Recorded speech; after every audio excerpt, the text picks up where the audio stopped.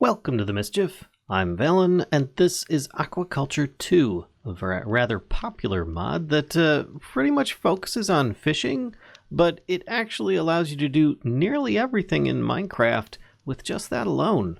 It's worth a good check out, and I recommend that we get into it right away. So as you can see, we've got a lot of fish trophies all over the place in here. Yes, you can display the fish that you catch with this mod. It adds a whole bunch to it, a lot more than what is in vanilla Minecraft. And if you'll allow me a brief moment, I will show you how you can start into it, what this has to offer, and several of the other ways that you can use this to benefit you. So to start with this mod, you're going to want a fishing rod. Not your traditional vanilla Minecraft fishing rod, because that's not actually going to give you any more benefits. It might actually grab a fish or two, but just a quick aside, you will also find the fish out in the wild out here. I think these are what, perch? Yes, these are perch.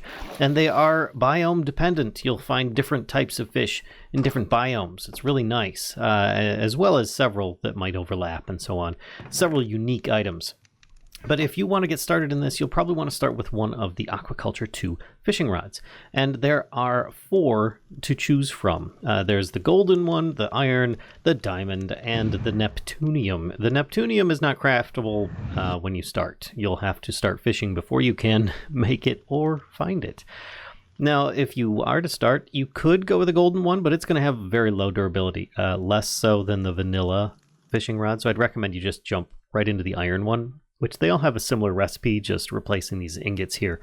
And you can therefore use them. The only difference between iron and diamond is pretty much a lot more durability. So therefore you could enchant it and so on, and it'll last you a bit longer.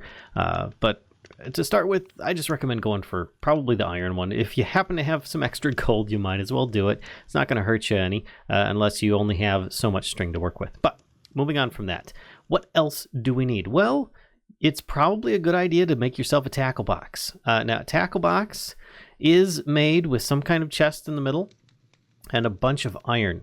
And the reason being is because you'll want this in order to make your fishing rods more effective. Now, don't get me wrong. As it is, you can actually cast and use your fishing rods without any gear. It just isn't really going to benefit you as much.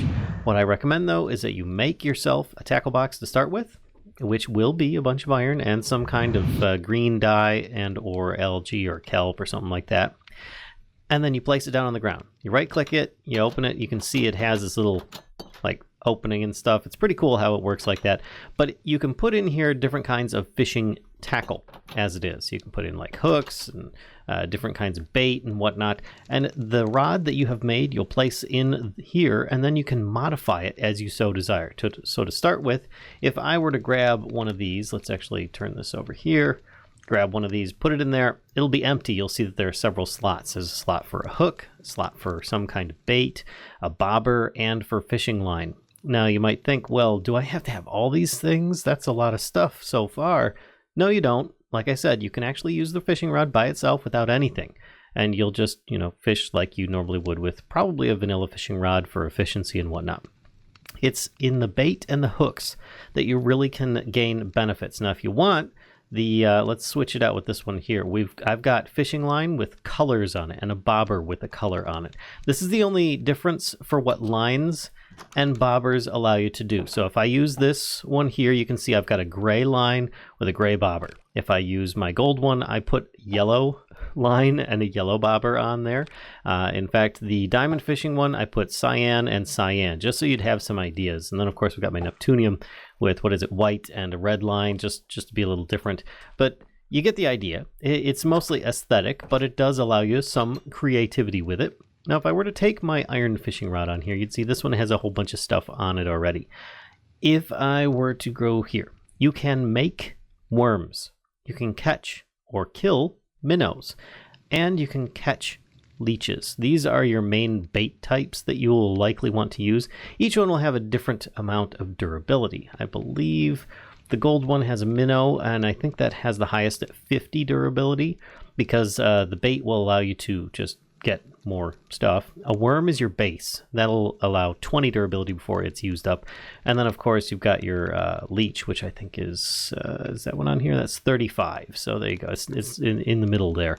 But you'll also find things like leeches in maybe the swamp. You won't find them in all the biomes or anything. Minnows you'll probably find in like rivers more often than not. And worms you can find on the ground. Not by digging in the grass or hoeing or tilling or anything like that. Instead, you're going to want to make one of these, a worm farm, which is just a bit of fences, some planks, and a piece of dirt. You place it down, and you've got it right here, just like that. And it's not going to look exactly like this. In fact, let's take an empty one, and I'll put it here. You can see it currently looks empty, even though it starts with a block of dirt.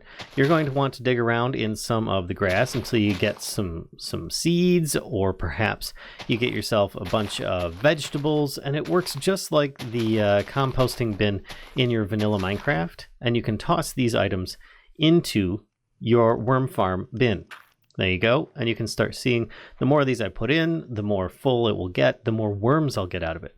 If I click on it with an empty hand and it's got enough of the stuff in there, a worm will pop out. And then you can grab that and you can equip it onto your rod, therefore allowing you to start getting into, here, let's grab this one here, it's unused, start off. So I've got a worm, but I don't have a hook. Well, what good are hooks? Let's go over to my hook tackle box that I've got here. We've got a lot to choose from. We've got iron hooks and we've got diamond hooks. These are both just extra durability use, 20% chance, and 50% chance to not use durability on your bait and such. So that's pretty cool. That's what the iron and diamond ones do. They affect the durability of the bait. But then you can go with lucky stuff like a gold hook. Will increase your luck while fishing. That's it. It doesn't increase speed or anything like that. Just the better luck. If you go with a double hook, then there's a chance to catch two things every time that you reel something in. Personally, I like this one quite a bit because then you can always enchant stuff and you then double your chances of getting stuff every time. Then you've got a light hook, which allows you to cast really far, depending upon if you have like a really long distance that you needed to travel to throw your fishing rod bait.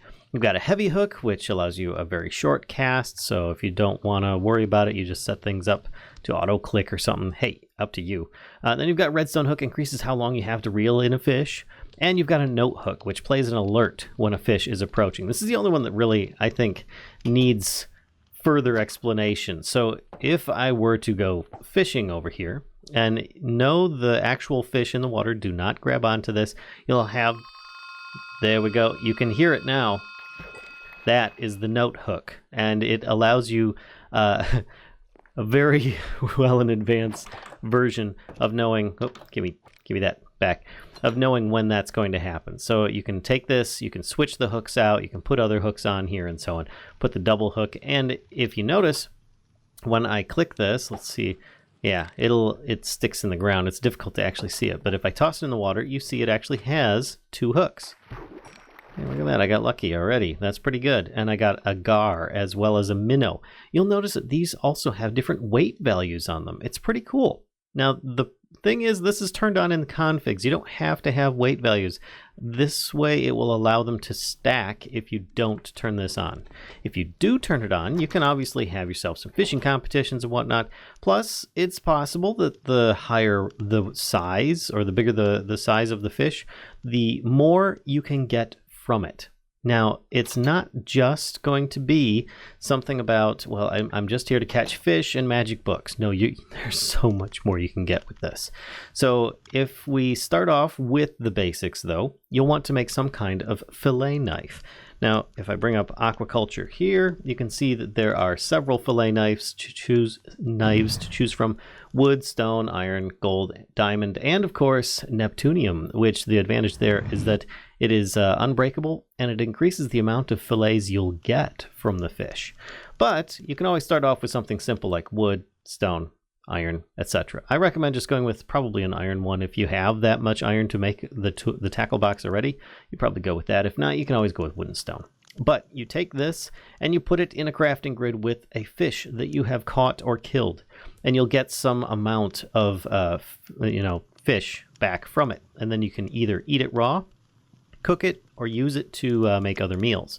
Now, if you notice, this smallmouth bass is 3 and 13 pounds.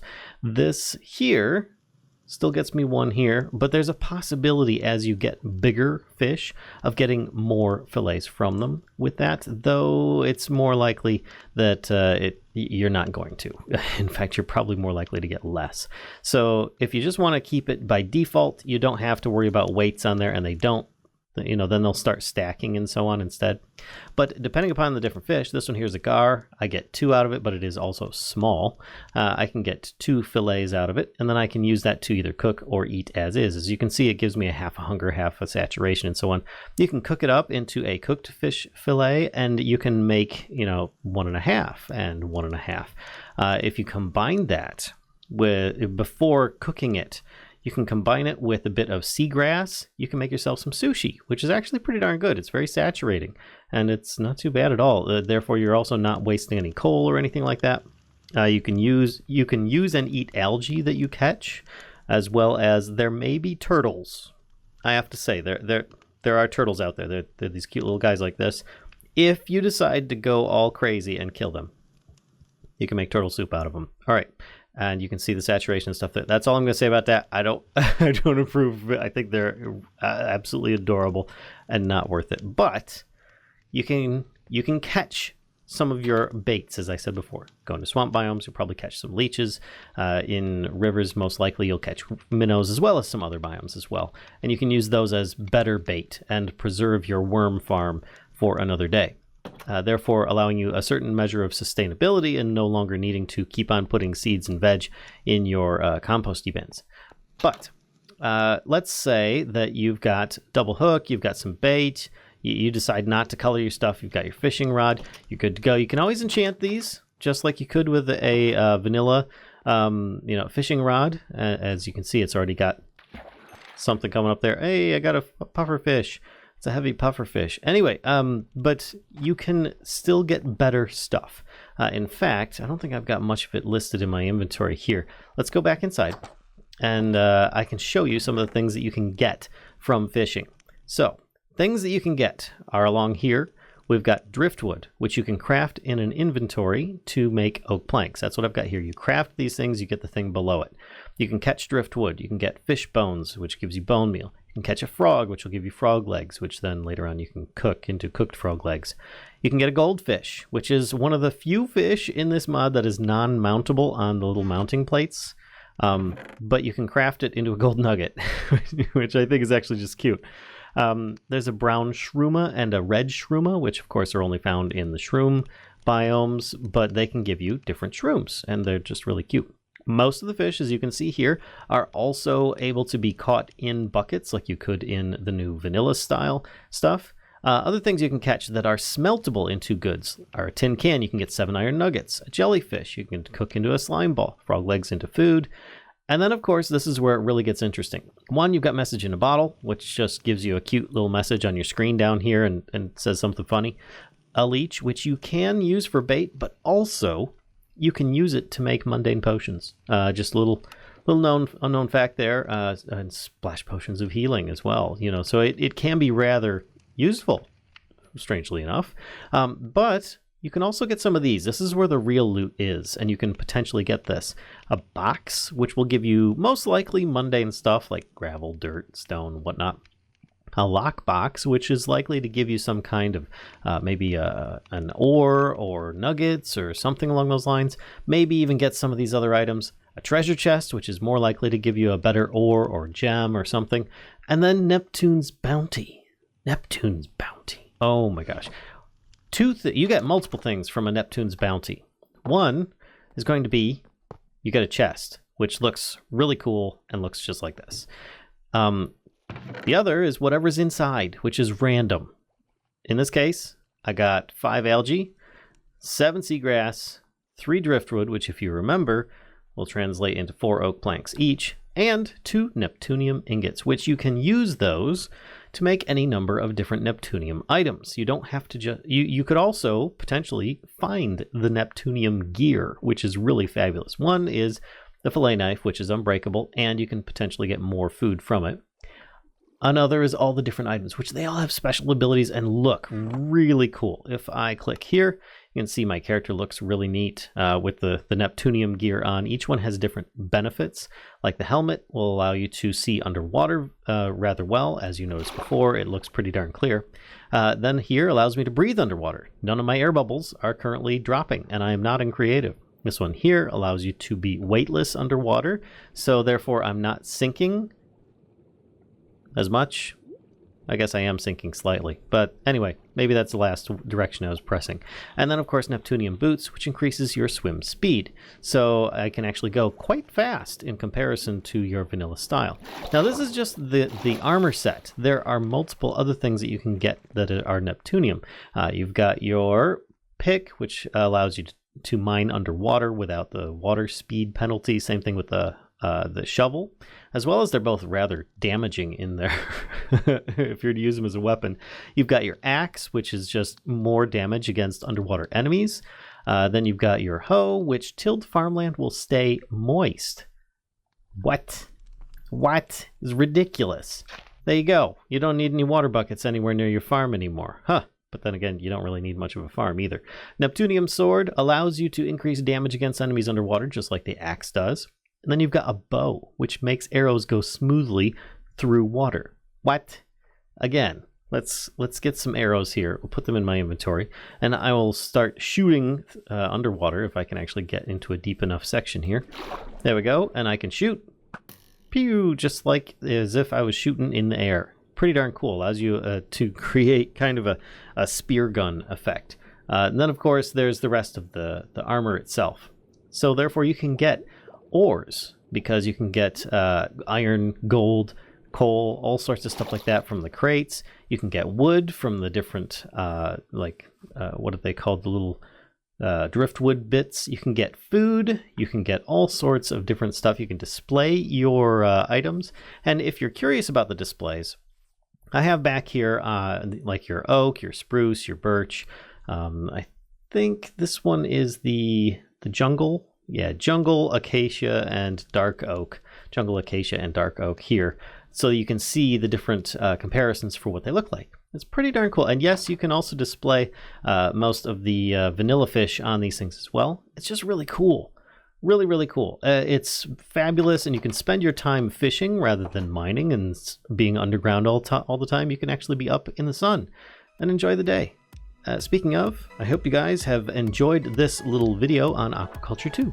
If so, be sure to give a like, comment, subscribe, and as always, be sure to, come visit us over on Twitch or over on the Mischief channel. Until next time, folks, spread the mischief, and I'll see you. Bye!